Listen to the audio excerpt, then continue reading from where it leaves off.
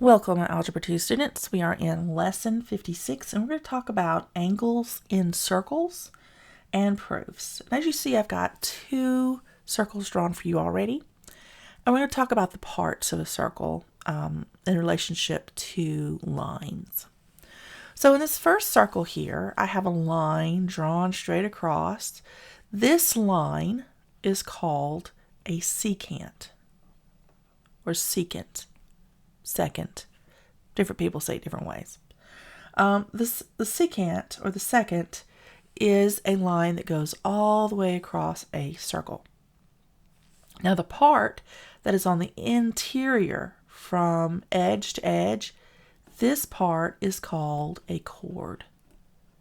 Think about a guitar, the lines, the chords, or the wires that cross the opening of the guitar, those are secants. And when you strum them, you play the chord. The sound goes through the center of the hole. So if you can remember it like that, that might help you with the terms. So the chord is just the part that is inside the edges of the circle. There's another position of a line, and that is one that touches the outer edge of a circle at one point. This is what we call a tangent. All right, this line would be called a tangent, and this line is perpendicular to a radius. We can find the radius perpendicular to a tangent to the center of the circle. All right, and the point that the radius touches the outer edge of the circle where the tangent touches, we just call that a point. It's just a point where they cross. Nothing fancy there. So now let's go back to what we've talked about before with inscribed angles. We know that this outer edge where this angle touches is called an intercepted arc, right? So this part right here is an intercepted arc.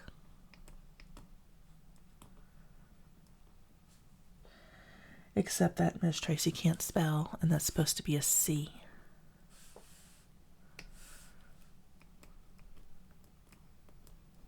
Here we go. My pen is not doing great today. Intercepted arc. So from this point here to this point here of the intercepted arc, this is what we call the minor arc. My pen is really doing terrible. So this is the minor arc, right? And it makes sense when you think about it. The rest of the arc around the circle, the rest of the circumference is called the major arc. All right. Be sure to put that in your notes. The intercepted arc, it is an intercepted arc. The smaller one is the minor, and the rest of the circle is the major arc. We also know from working with these inscribed angles that it doesn't really matter from which point. If we connect, if I can get it to connect, it's not going to let me. Let me see if I can do this. There we go. There we go. All right, if we connect and move this, it doesn't matter where we move it. We can move it here. We can move it over here. It doesn't really matter. What's going to happen is whatever the degree of measure this minor arc is here, let's say this is 40 degrees, this is going to be half of that. So if it goes to the center of the circle, it is exactly whatever this is, so that would be 40 degrees. But if it goes all the way to the other edge, it's going to be half, so it'll be 20 degrees. So a arc, or let's say an angle of the intercepted arc actually, let's say the intercepted arc minor equals the degree of the sector.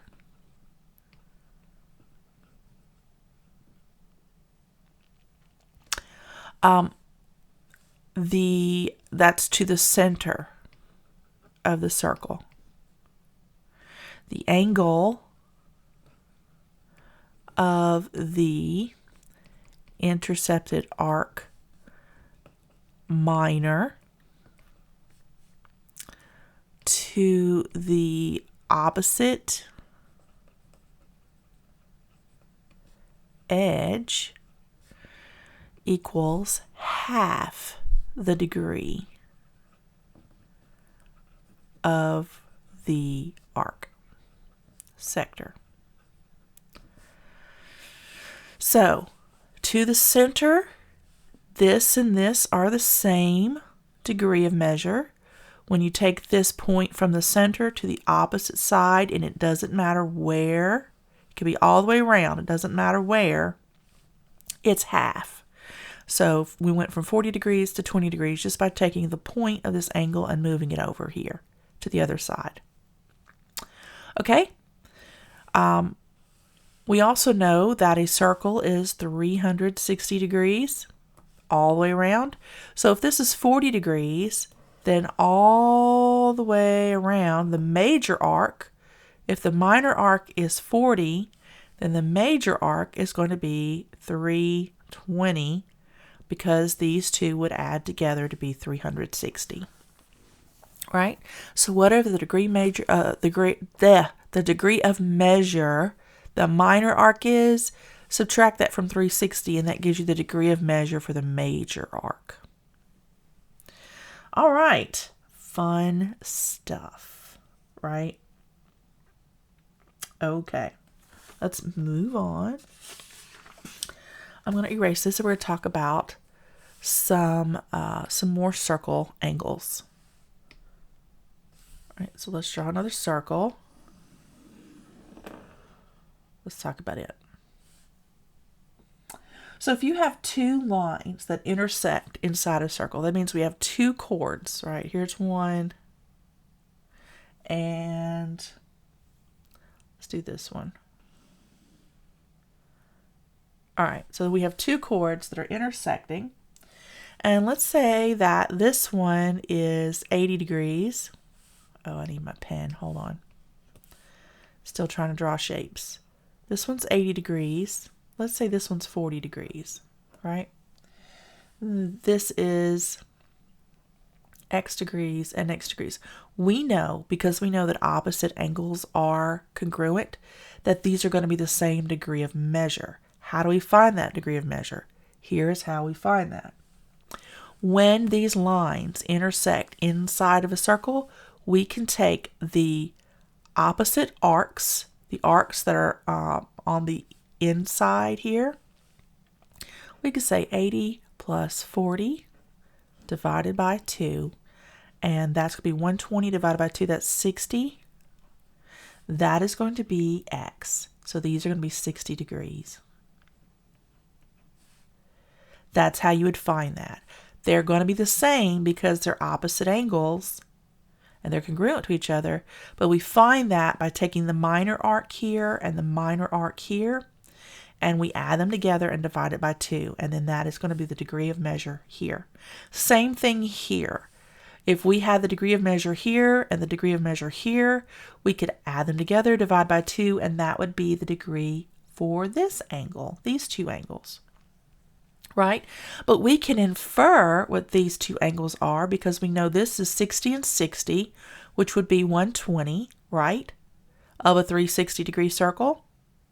So we can infer the difference, 360, would be 240, would be the difference. Divide that by 2, that's going to be 120 each. So this is 120, and this is 120.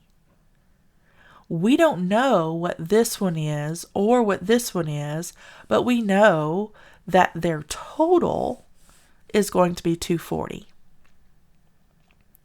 So that we could call this A and we could call this B, and we could say that A plus B is equal to 240 because we know what the interior angles are. We just don't know how to separate them out and assign a value because they are different lengths. They're different degree arcs there.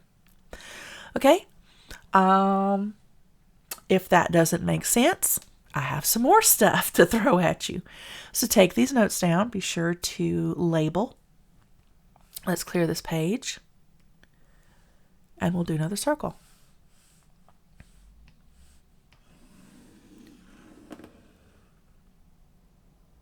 There we go.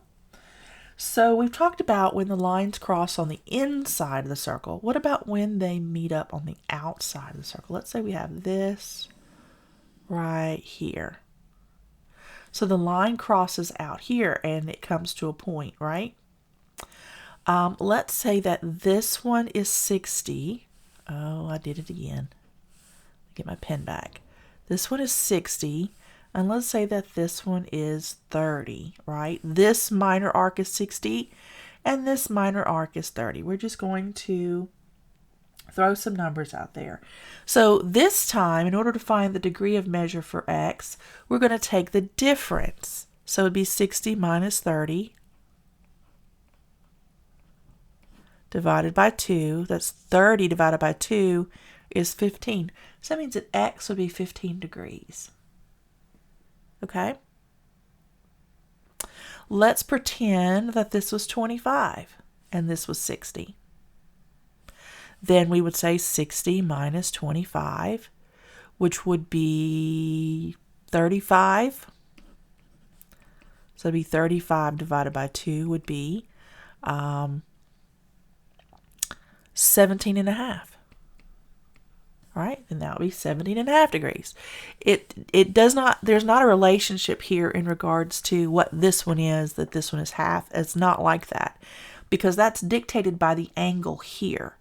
But given these two bits of information about the arc sectors, we can determine the angle of this measure of this angle by using those. All right. Let's see.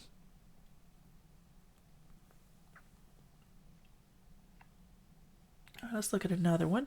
We can use this for not only lines that cross the circle. And that's what I was afraid of. I need an actual circle. So it doesn't just have to be lines that cross a circle. It could also include tangents. If I can draw a tangent here. That is not a tangent. That has a curve to it. Let's see what I got. All right, so we have a tangent here.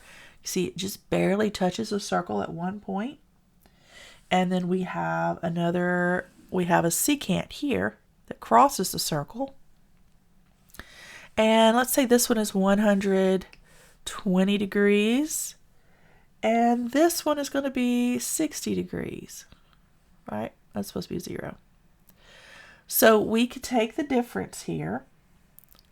Let's find x and let's find y. All right? So we could take the difference here. We could say 120 minus 60 is equal to 60 divided by 2. So y is going to be 30, right? Because this is 30. They're opposite angles. So that would be, of the 360, that would be 30 and 30. It would be 60. 300 would be the remainder, right? So that would be 150. X would equal to 150. And this one would be 150. So we could find the degree of measure if we just have the arcs here and here. The other way to do that would be to say, okay, this is a straight angle here. This is 30, so this has to be 150. And then this is the opposite angle, so that has to be 150 as well.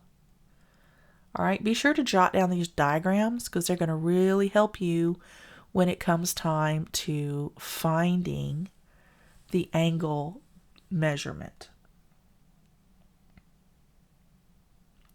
All right, so let's do another one. If you haven't gotten this down, let's go ahead and do so before I clear the page. Pause it. All right, one more.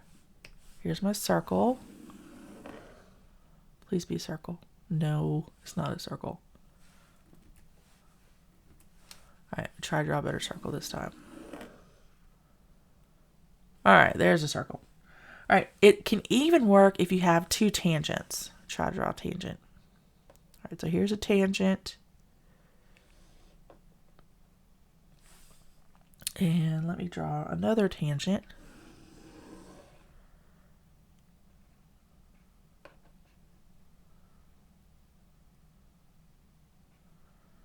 There we go. All right, so that one just touches right there. All right, so we have two tangents here. This side of the arc is 260. This side of the arc is 100, right?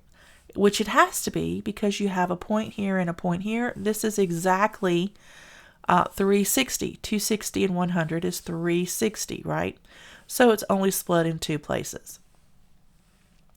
So we find the difference between the two. 260 minus 100, that's 160 divided by 2. That's going to be 80 degrees. So this angle of measure is 80. This is opposite, so that means this degree of measure is 80, right? And because this is a straight angle, this is 80, this has to be 100, and this has to be 100. How about that?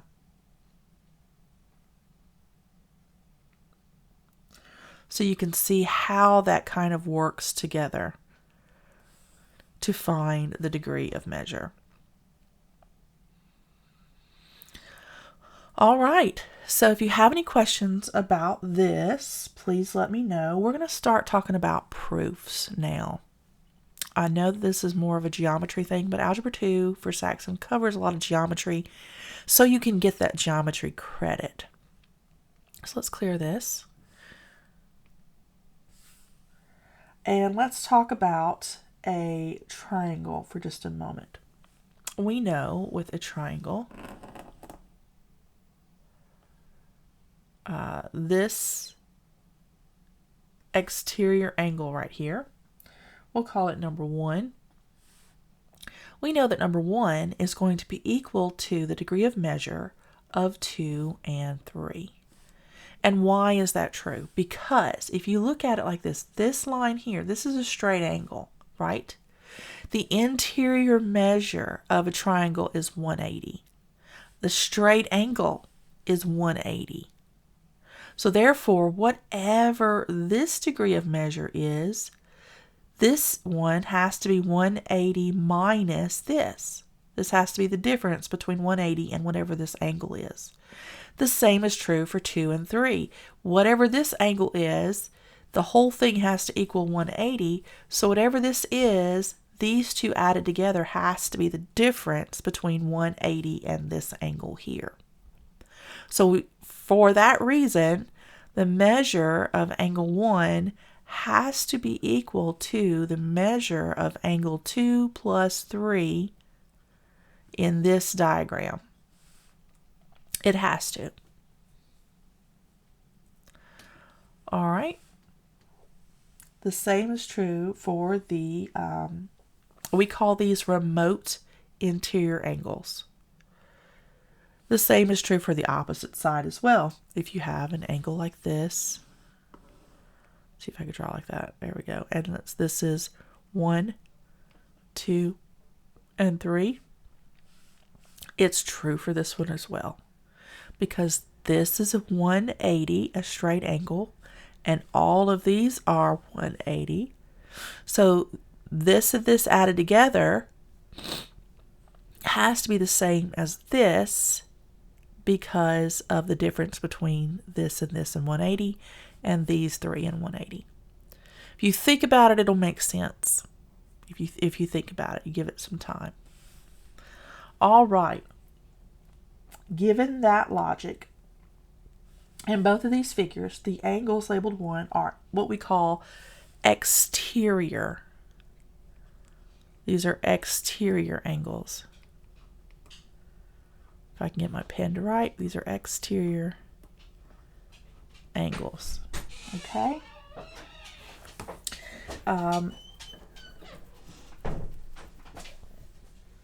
So let's look at this in a circle. If we have a circle,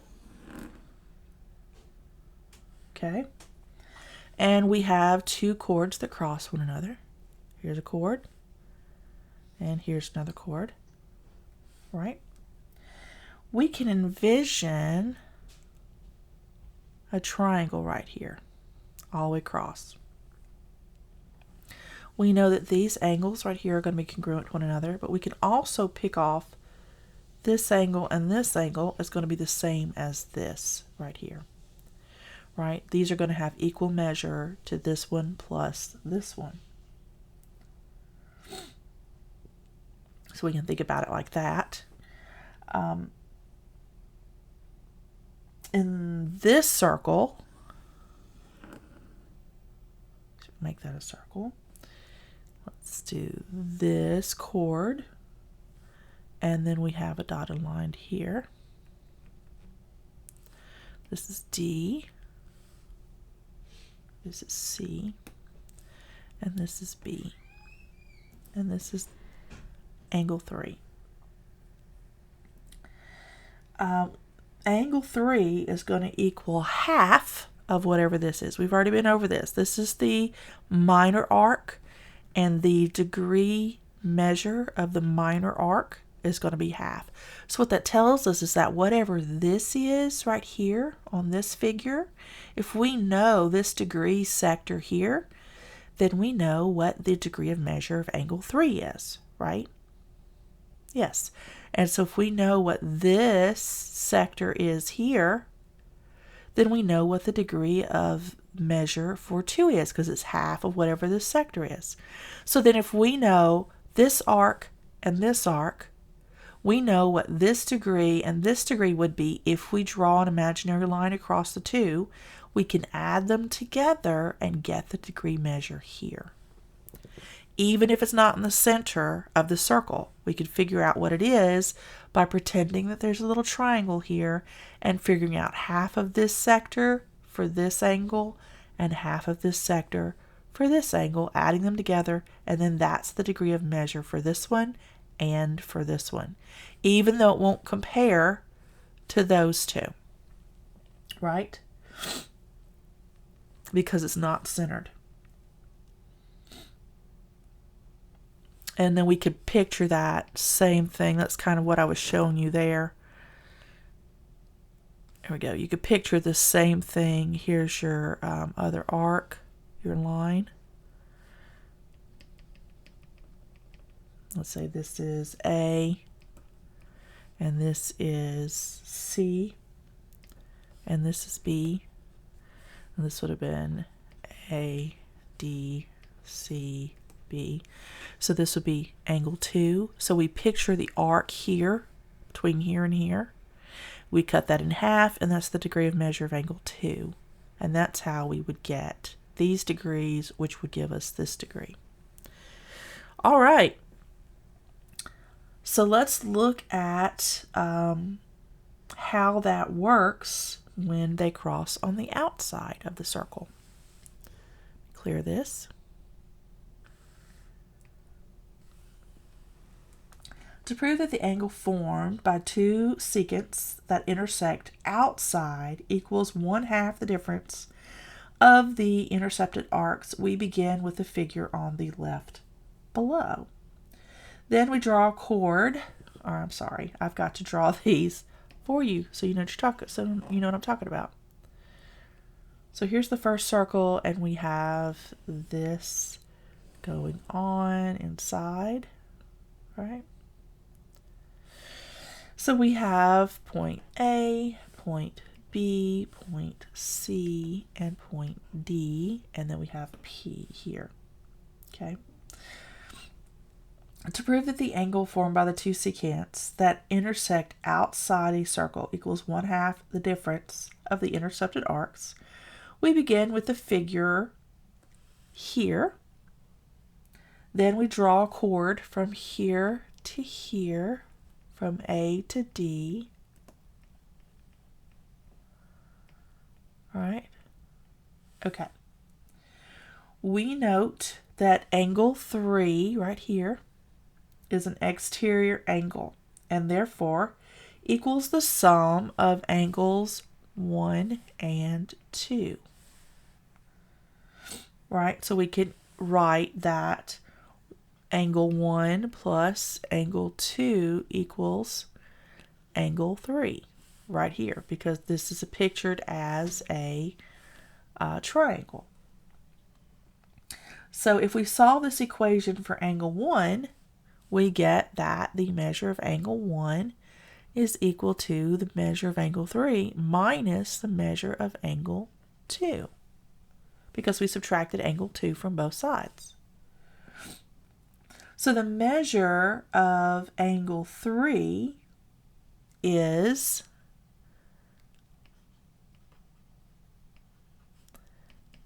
half the arc of AC, and the measure of angle 2 is half the arc of DB. We substitute and get that the measure of angle 1 is equal to half arc AC minus half arc DB.